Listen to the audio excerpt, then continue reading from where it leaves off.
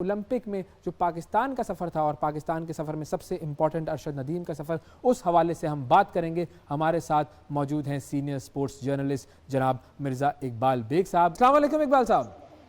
वालेकुम अस्सलाम उबैद। इकबाल साहब, बहुत शुक्रिया सर, आपने प्रोग्राम के लिए वक्त निकाला। पाकिस्तान की ओलंपिक्स में कारकर्दगी जो है वो हम सब के सामने है। अरशद नदीम एक ऐसा हीरा जो पाकिस्तानी सरजमीन से निकला। सबसे पहले तो उनकी जो कारकर्दगी और जो उनका गोल्ड मेडल रहा वो हमारे लिए इस ओलंपिक में सबसे बड़ी चीज़ थी। क्या कहेंगे इस पर आप?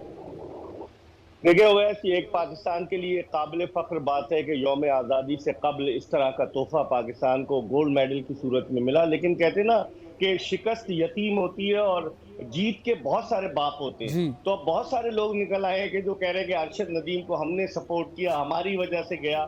मैं समझता हूँ अरशद नदीम की सपोर्ट का तमाम तर क्रेडिट उसके कोच सलमान भट्ट साहब को जाता है, जो खुद एथलीट रहे हैं और बड़े क्वालिफाइड हैं, बड़े पढ़े लिखे हैं, और वो उसके साथ पेरिस ओलंपिक्स में मौजूद थे।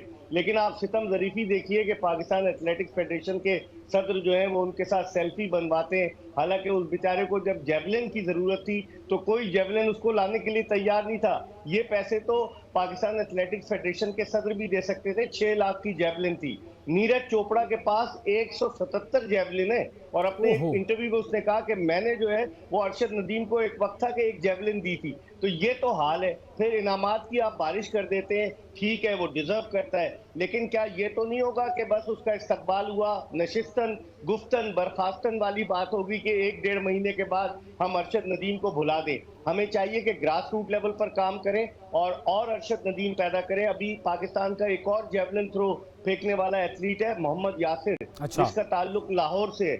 उसमें बड़ा पोटेंशियल है। वो एक ईरान में जो गेम्स हुए थे वहां पर तमगा जीत कर आया। तो हमें चाहिए कि बहुत सारे पत्थर पड़े, इनको तराशने की जरूरत है हुआ है। लेकिन मसला ये है कि जो हेल्म ऑफ अफेयर्स पर लोग हैं फेडरेशन में या पाकिस्तान स्पोर्ट्स बोर्ड में, उनको सिर्फ जॉय ट्रिप की फिक्र रहती है। उनको ये फिक्र नहीं रहती कि पाकिस्तान का जब परचम बुलंद होगा इस एथलीट पर हम पैसे लगाएंगे। 380 मिलियन रुपए पाकिस्तान स्पोर्ट्स बोर्ड ने हुकूमत पाकिस्तान को वापस किए पिछले साल, खर्च ही अच्छा, नहीं हुए। खर्च आप ही ना हो अंदाजा सके। लगाएं।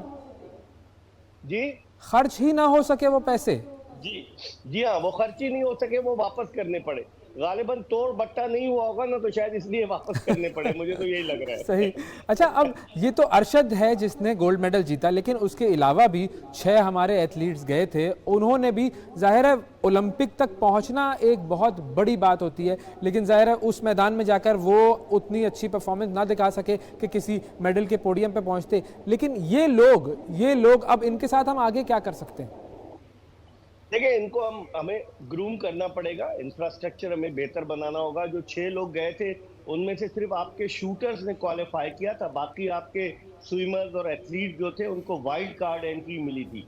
दरअसल पाकिस्तान स्पोर्ट्स बोर्ड और पाकिस्तान ओलंपिक एसोसिएशन की आपस की चपकलिश भी हो रही है। और अब आप देखें ना, सितम जरीफी कि पाकिस्तान स्पोर्ट्स बोर्ड का डीजी यासिर पीरजादा साहब को बना दिया है। बड़े अच्छे एडमिनिस्ट्रेटिव ऑफिसर होंगे, लेकिन उनका स्पोर्ट्स से क्या ताल्लुक? उनका ये ताल्लुक है कि वो अताउल हक कासमी साहब के साहबजादे, इसलिए उन्हें बना दिया। मैं तो हैरान होता हूँ कि पॉलिटिकल एफिलिएशन की वजह से अगर अपॉइंटमेंट्स होंगे खेलों में तो वो तबाही की तरफ लेकर जाएंगे। तो मेरे ख्याल में इनको इंफ्रास्ट्रक्चर को बेहतर बनाना चाहिए, यंगस्टर्स पर पैसे खर्च करने चाहिए। और जब से ओएस 18वीं तरमीम खत्म हुई है, 18वीं तरमीम के बाद सूबों को वजारत खेल दे दी गई है, बैनुल सूबाई जी। राब्ते की वजारत है। अब आप बताएं, राना सनाउल्लाह साहब को बैनुल सूबाई राब्ते की वजारत का मुशीर बना दिया गया, उनको स्पोर्ट्स का क्या पता। इससे पहले एहसानुर रहमान मगारी थे जो काम कर रहे थे, मुतहरिक थे, पीपल्स पार्टी से अगरचे उनका ताल्लुक था, लेकिन बड़े मुतहरिक थे और वो हमेशा हर मामले में वो करते थे। अब राना साहब की तो आपने वीडियो देखी होगी, अपने खर्चे पर वो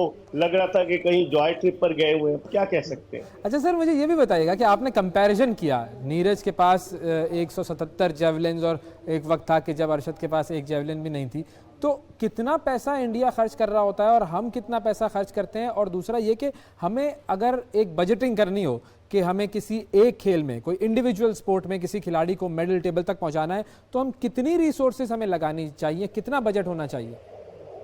देखिए, बजट तो खिलाड़ी के खेल को देखते हुए होना चाहिए। गैर मुल्की दौरों पर अब इंडिया की अगर आप बात कर रहे हैं तो उन्होंने तकरीबन जो है उसको अभी जो इनामात ही मिले 19 करोड़ रुपए के तो इनामात मिले उसको, जो पाकिस्तानी करेंसी में आप इसको 3 से 3.5 से मल्टीप्लाई करें तो कितने जी। रुपए बन जाते हैं। तकरीबन बजट 70 खेल करोड़। को देखते हुए रखना चाहिए। देख लें, अब आप तो बैंकर हैं, मुझे लगता है कि आपने सारा हिसाब जल्दी जल्दी लगा लिया। सर मेमन, लेकिन मेमन है ना, बैंकर नहीं मेमन।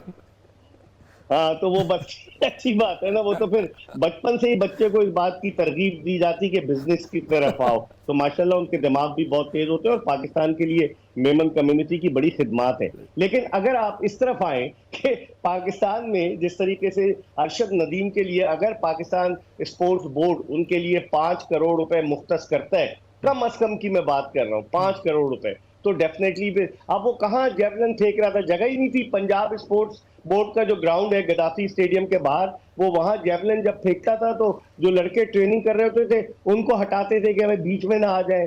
फिर बाद जगहों पर ऐसी जगह भी थी जहां पोल बीच में आ जाते थे। तो फैसिलिटीज नहीं देंगे तो कैसे काम चलेगा। बिल्कुल ठीक है जी, बहुत शुक्रिया अदा करेंगे। मिर्ज़ा इकबाल बेग साहब हमारे साथ मौजूद थे और पाकिस्तान की जो ओलंपिक्स में कार्य और जो बजट हम खर्च करते हैं comparative to the other nations, उसके हवाले से बात हो रही थी। अब जाहिर है हमने देख लिया कि पोटेंशियल बहुत ज़्यादा है। अब इस पोटेंशियल को हमने कैसे कन्वर्ट करना है गोल्ड में, सिल्वर में, ब्रॉन्ज में, ओलंपिक्स में, दुनिया के दीगर खेलों में, एशियन गेम्स में, कॉमनवेल्थ में, ये हमारा काम है। और अगर हमारी फेडरेशंस और हमारे जो इदारे हैं वो ये काम नहीं कर सकते तो फिर उनके होने का कोई फ़ायदा नहीं है। बिल्कुल दुरुस्त बात की कि ये जो मेडल है ये अरशद की अपनी मेहनत का नतीजा है। हमने कुछ नहीं किया, हम तो जीत के बाद तालियां बजाने वालों में शामिल हैं।